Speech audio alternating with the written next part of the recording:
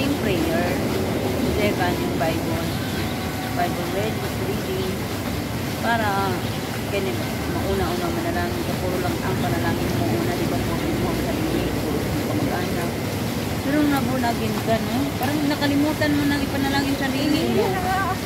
Hindi na ako nang maipag-pray ang sarili ko. Yun na Oo. lang mga... Oo, pag may naramdaman ka na, ay Lord, pagalingin mo ako, Panginoon. Kung may ganito mga tao, Panginoon, nakaramdam ng ganito, pagalingin mo rin sila, Lord. Yung parang hindi ka na manalag sa una. Dati, ay puro lang talaga sarili ko, pamilya mo. Ngayon, boldness na, ipanalangin mo yung iba. Sa iba na talaga, no? Kasi yun talagang sinasabi ng Panginoon. Yung pakikipagkapwa mo. Alam naman ang Diyos ang kailangan mo, pangangailangan mo eh. Pero ang gusto lang ng Panginoon ay kung paano ka talaga para sa iba. Diba? Amen. So, dito tayo sa living wisely in foolish world. In Ephesians chapter 5, verse 15 to 16, be very careful then how you live, not unwise, but a wise, making the most of every opportunity because the day are evil. Recognize the important living wisely in the world that often promotes foolishness. By making intentional choice and maximize opportunities, we can be alive and make a positive impact. So number 1, what are some common worldly attitude or behavior that contradict God's wisdom? Ang number 1 na masasabi ko dito is yung magdesisyon kang basta-basta. Kung ano yung naisip mo, yun na. Hindi mo pag-isipan yung outcome ng gagawin mo, na wherein mapapahamak ka pala sa desisyon na yun. Lakad ng mundo. Sa nakikita mo, sa mga barkada. Sa mga tao nakakasalamuha. Diba? Kasi ang sinasabi kung ano sino yung mga sinamahan mo, yun ka magiging kasi makukopya mo sila. Diba? Pero kung ang sinasamahan mo, yung nakakatulong sa pananampalataya, kahit may problema man, hindi naman sinasabi ng Panginoon na pag once na nandyan ka sa Kanya, wala nang problema. Gagaan. Gagaan siya. May problema pero gagaan. Meron kang may mapagkwentuhan ka. Unlike that, wala kang mapagkwentuhan yung naging parang share ko na sa buhay mo. Mapagkwentuhan, pag-isa ka lang. Masyado kang tao mo yung inaano mo yung sarili. Hindi ka lumalabas sa comfort zone. Self-centered na. Oo, nag-self-centered. So, share a personal challenge. Mag-share ka naman, dahil. Living wisely in culture that promotes foolishness. Share a personal challenge you face in living wisely in a culture that promotes foolishness. Yung... Lalo na sa Pinas. Oo. Kasi doon, ang dami temptation, lalo na kung estudyante ka pa lang. Nandyan yung mga barkada mo, lalo na sa high school life, matutunan nilang mag-inom ng alak, mag-ganilo. Yan. Saka yung pagmumura. Pero sa grace ni Lord noon, kahit nag-inuman yung mga barkada ko, hindi nila ako mapainom ng alak. Kasi yung pananampalataya mo silungkin. Ganyan ako. Dati, hindi ako mapainom ng alak, pero ngayon na. Baliktad ka rin naman kung kailan tumanda doon Pero naapa kaya asawa ito. Hindi, mas Uminom ka pa. ano ako yung asawa? Uminom ka na. Dili, mas dili na ako sulit kung mas Kasi murag kuan, murag daw na, mas kinukasyon, mga princess na gula na, marabot sa mga Parang na, malaya. oo, inom mo yun. Nagaya kong nitip ko. Inom. kasi nandyan yung anak mo. Kasi sa akin noon, Dito kasi mas malaya. dalaga pa ko sa una Dito yung kito nila na. Malaya kasi dito. Hindi pa ko mapainom sa banda. Kasi sa akin noon, sasama ako sa sa inuman nila. Sasama ako, pero hindi ako talaga inom. Oo. Ganun lang po. Okay na. Ano ka lang. Lalo nun. Kahit sa opisina noon, nung nagtatrabaho ako, pilitin nila ako, ay ayaw ko. Kaya hindi nila ako Bakit? pilit. Kaya, Ikaw, dito na. Parang feel mo malaya ako. wala. Kaya na ako tumandan. Parang curious, no? Sa mga sinasamahan mo yan. Kasi nasa Biblia naman na kung sino yung sinasamahan mo, lagi. Yung mga pananalita nila, saka yung mga pangunawa nila, saka yung sobra talaga. Naahawa talaga ka. Asa Biblia yan? ko yan kasi nga sila din sa sila ko palainan talaga yun. At sabihin ko, huwag muna tayo Yan laki nang nauubos nila doon sa alawan nila sa ilong nila.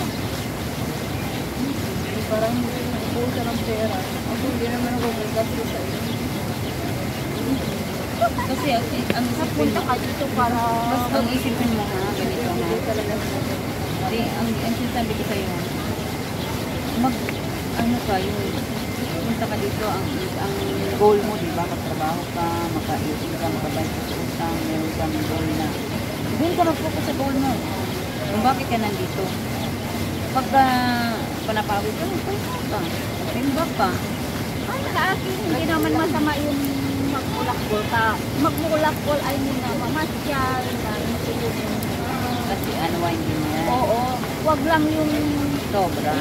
kaya alam Ang dami. Hindi po maano na. kasi mahirap din Nalasing. yung ignorante kang dito sa mga bagay-bagay. Oo, nalasing. Tapos nandyan sa... kaya nga isipin, alam mo, sa nakikita ko sa kanya, magastos siya sa alak dahil sa alak. Kaya ngayon, utang niya, nakabus. Sa bangko. Iwan kung bangko ba yung utang niya. Bangko yan, hindi ko. Kasi sa Pinas lang yung pag-apply. Ah, bangko yun. Hindi ko alam kung bangko ba siya nakabus. May kawawa siya. Kasi alam mo, Pag-apply daw, pag-apply, magastos. magastos na siya. Eh sa akin noon magastos ka, parang ginagawa ko lang Yun ang Sabi niya, One hindi pa ako tapos magbayad sa utang ko ba eh. Yun ang Hindi ko na siya ipanalangin. sinisita kasi puro akada alak. Hindi kung magsabi ka sa kanya, ano lang sa dahan-dahan. Wala, dahan-dahan lang yun. Sabi niya, ay, ngayon magdahan-dahan na tayo. Kung nagagastos na tayo ng 50, 100 sa atang. Gawin na lang natin 30. Ganun lang. Dahan-dahan lang. Hindi na bigla. Hindi ko sabihin na, huwag na tayong bumili ng kasi masaktan din yung tao. Masaktan din yan sila. Kasi yun, baka yun ang nila, yung attitude nila doon pa. Kasi iba man tayo ang pinaglakyan sa bawat isa sa atin, diba? Hindi mo naman yung mapipilit. meron yung prangkahan sa magsalita Oo. sa kaibigan mo, meron din yung Kasi yung prangkahan na salita, yung nasanay na kayo sa isa't isa. Yung bang tinginan mo pa lang, alam nyo na. oo. Pwede yung ganun. Pero yung ganyan na acquaintance lang, pa lang kayo, pinakabulan, ilang buwan pa lang, ganyan. Siyempre, inaano mo pa yung galing nila. Tapos pag may galing kang hindi na sa kanila na sa tingin mo na mapapasama sila, concerned ka. Yun yung sinasabi ng Panginoon na I need you, you need me, we need each other. Kasi bakit? Hindi nila nakikita yung mga mali nila. Pero Hindi alam mo, tayo ang mahirap magpupuna in a nice way. Kailangan na mas habitin yung mga kamalian nila doon kasi kawawa din sila.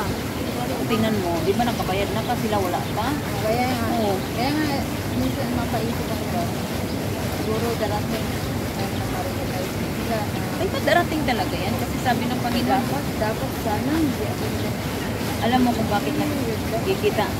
Alam mo kung bakit nakikita mo yan. Kasi ikaw ang mission mo dyan is ang ipanalangin mo sila na bigyan sila ng clarity mind ng Panginoon.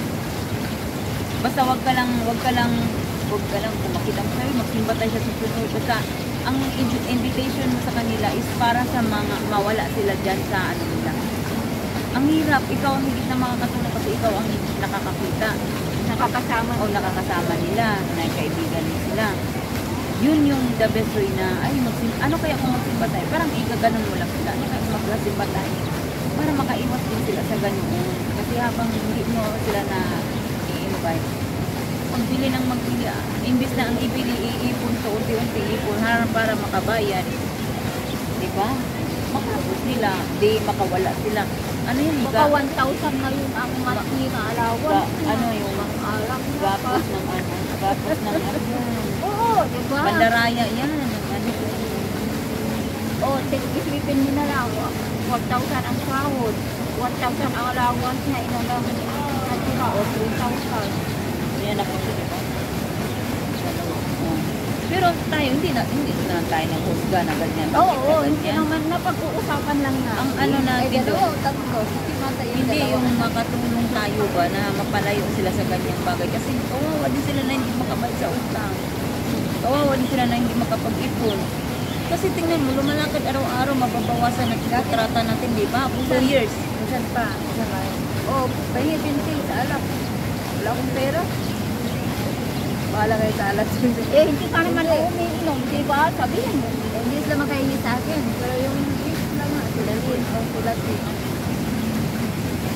Sa akin naman, ganyan sa akin, pag umuwi ako, tapos naihingi sa akin. Para saan? Ayoko magbigay ng pera na parang alam. Parang inudyupan ko sila para makaano. Hindi ako nagbibigay para sa alam. Sabi ko, alam nila yan. Okay, para sa kasiyahan na lang ang pagbibigay. Ay, hindi naman minum sila kasi yung sa bahay ng ate ko, kahit umiinom yung bayaw ko, pagdating sa bahay ng ate ko, walang alam. Wala din. That's rule. Hindi ako nagbibigay. Alam nila yun. Ay, hindi tayo dyan kasi walang alak dyan. Hindi, magagalit. Magagalit si ate. Ganun yun. Nung umuwi kami, nung pinsan ko, pinsan ko na Muslim. Oo, asawa niya Muslim. Kiniran ko ng gospel. Sabi ko, kiniran ko ng gospel na hindi naman ano. Sabi ko, pero hindi siya nag-ano, yung asawa niya Muslim. Sabi ko, hindi ko alam. Nag-mention ako, tapos nag-alert. Live yan? Hindi sa live. Hindi naman kita kasi hindi naman nag-Muslim yung ano, pinsan ko. Yung mga anak niya, pinaunawa ko sa kanya para mga anak nila. Sabi ko, hindi naman ano, basta gusto ko lang makarinig kayo na ganito, ganyan, ganyan ang mga Kristyano, ganito, ganyan. Tapos ngayon, ikaw mag-share ka kung ano ba yung, ano yung pananampalataya niyo. Parang alam din namin, parang sharing ba na, ay, ano bang pananampalataya ng asawa niyo? Ganyan. Hindi naman nila naunawaan. Sabi niya, basta sumunod lang kami sa tatay niya. Sabi ko, oo, pero maniwala din kayo na Jesus Christ is the way, the truth, and the life, no one can enter to the Father